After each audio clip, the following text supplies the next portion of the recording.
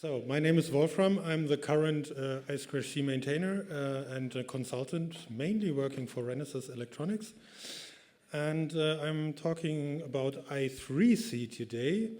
Being an I2C maintainer does not make me automatically an I3C expert, so I had to learn like everyone of you probably else had if you start with that topic.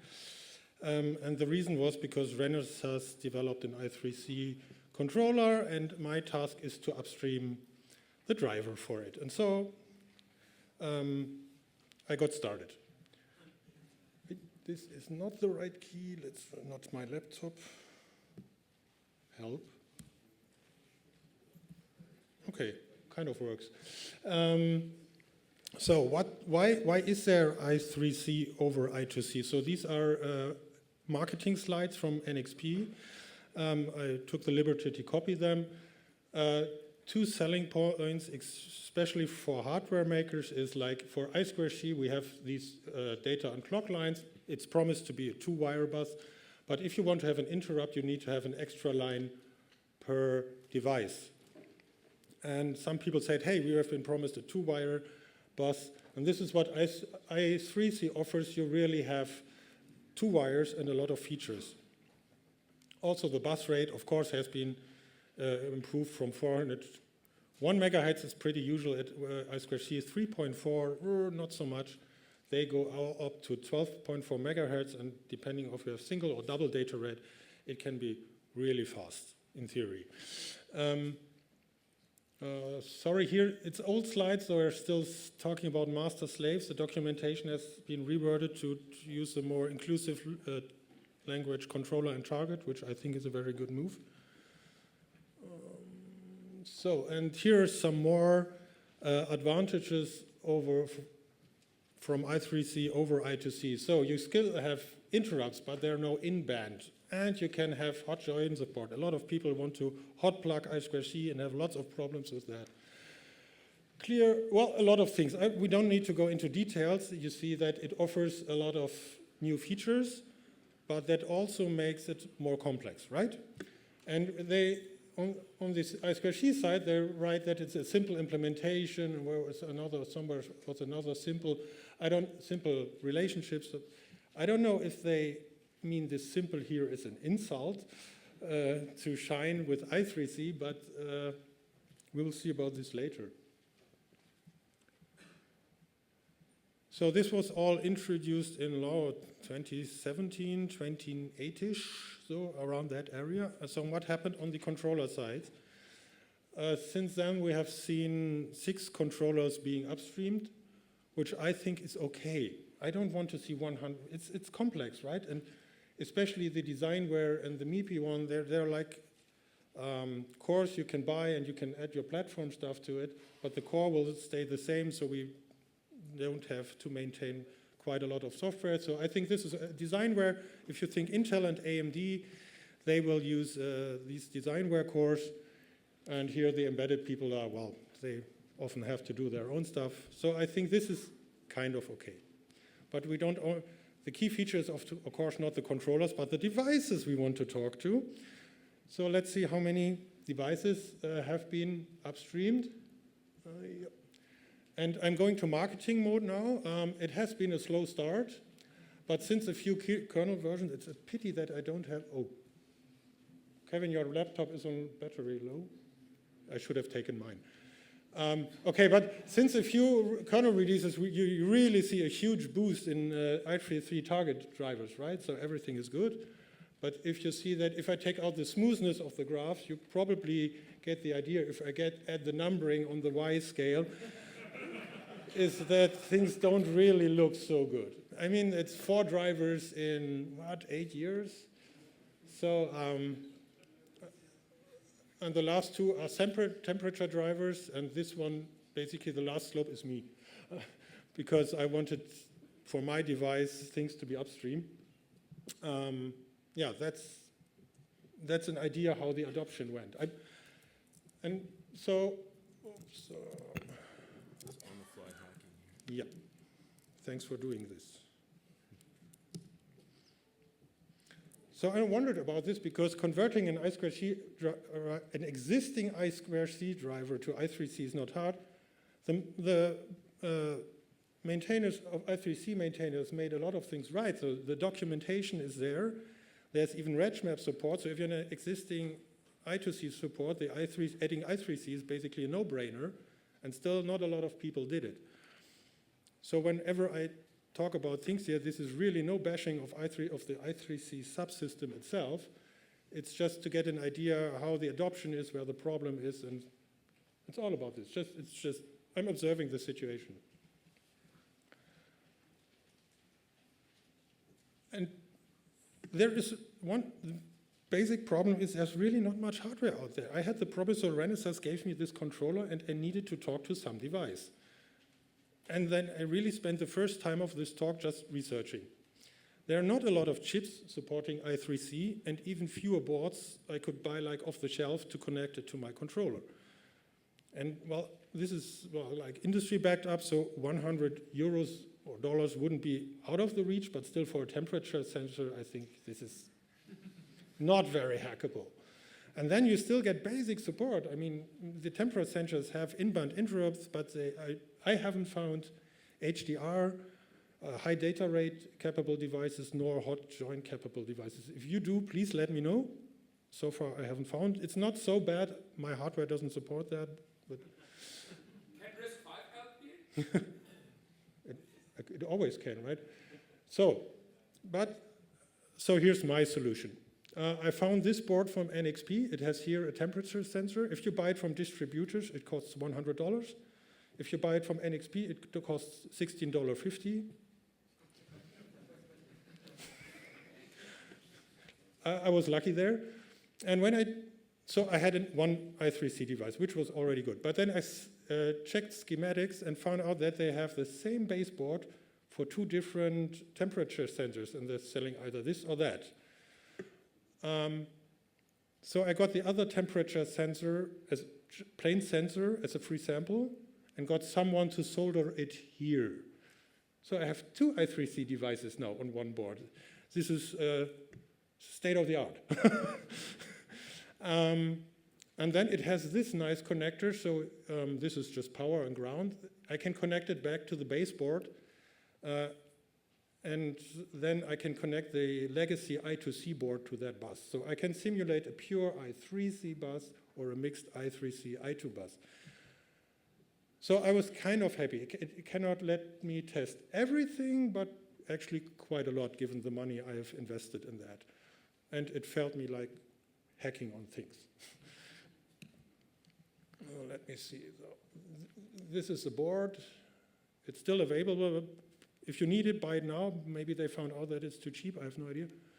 I added the sensor, target. Oh yeah, both targets are supported upstream, so this board can test 50% of all Linux I3C drivers.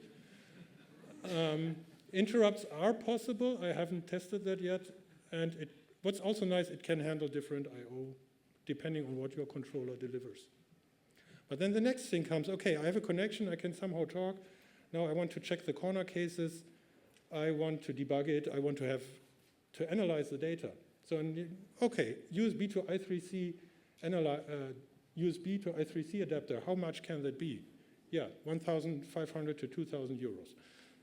You get a protocol analyzer to it. Okay, this is nice, but this was really out of the range. And luckily, there is a hacking scene. And I really want to mention the GitHub user Xyfro, who is opening up the I3C world to us hackers.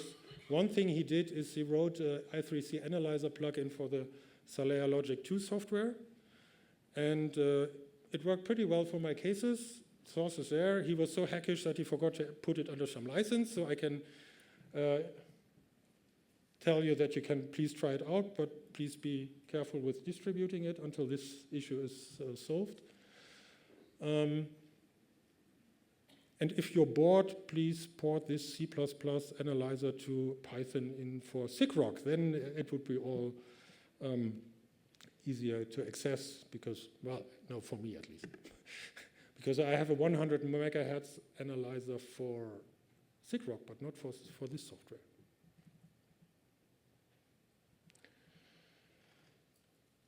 okay, I do have an I3C controller, but if you want like to double check how is your controller working compared to other controllers, and you want, I'll buy a second one, you run into the same problem.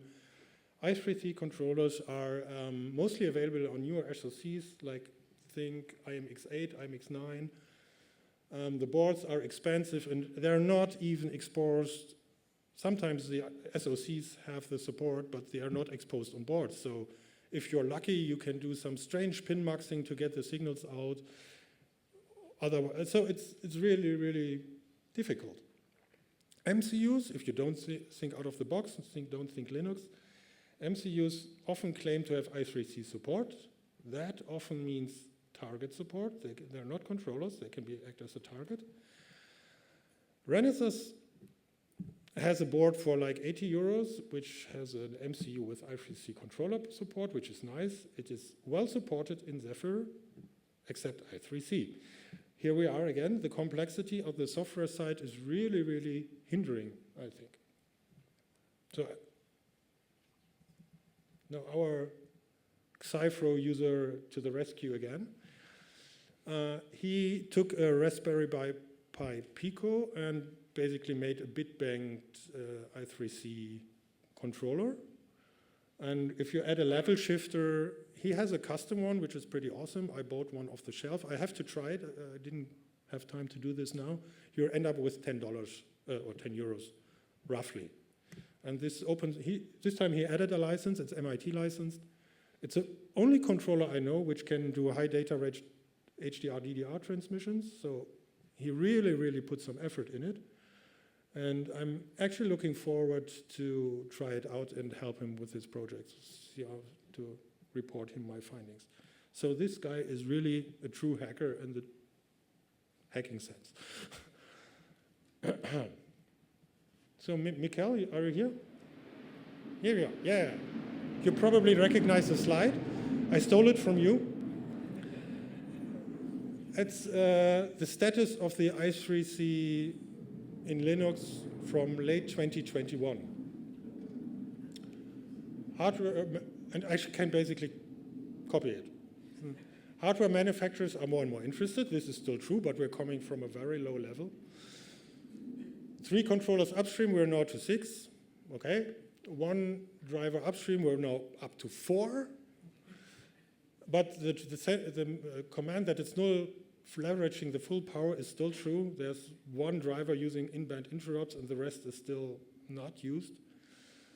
And this ongoing controller handwork, that was the patch series which is described here, is still the latest patch series of that. It has never gone further ever since. Again, no bashing. There are reasons for that. And I think this whole list of room for improvement is still open. I know that the dev interface has out of 3 patches. I don't know, is HDR supported meanwhile? Yeah, it is? Okay, cool. We can take one off the list. HDR is supported meanwhile. But there's no target interface. Pardon? There are patches for the target interface. Awesome. Yeah, but there's still room for improvement. My BSP has patches for like power management, suspend, resume. There seem to be issues as well, which I have not seen covered in other drivers. So yeah, that's still where we are. So my conclusions about I3C are, well, as reading from the spec, it's obvious the complexity is shifted from hardware to software. You don't need muxes anymore. You don't need separate interrupt lines anymore. But at least in Linux, the software has not caught up yet. And the progress, the whole thing, I3C feels like slowly moving. It doesn't really, nobody's really crazy about it, trying to get like new touchpads into the laptops which talk I3C, at least not for the last 8 years. But it will be used, that's my impression, because it's MIPI, and MIPI took effort to get it into standards like DDR5 and PCI Express at least. So there will be some users. And this is why I focus on this make it hackable. But I don't know what the future of I3C is, but I think the first step for us is to make it hackable. So either we can improve and add the features, or if we get devices which use I3C, we can at least try to understand how they work. Otherwise you get this I3C thing and you can't figure out what is it. And yeah, so I'm not afraid that I2C will disappear soon. I think it will be around just because of its simplicity.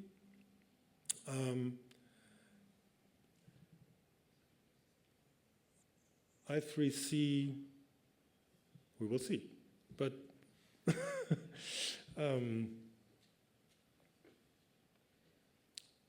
I repeat myself, the first thing is to get access to it, make it hackable. And this is why I gave this talk, to show you my approach, to show you if you need a device, go there. If you need a protocol analyzer, go there. If you need a controller, go there. And then we can start from there, or not. We will see. Thank you.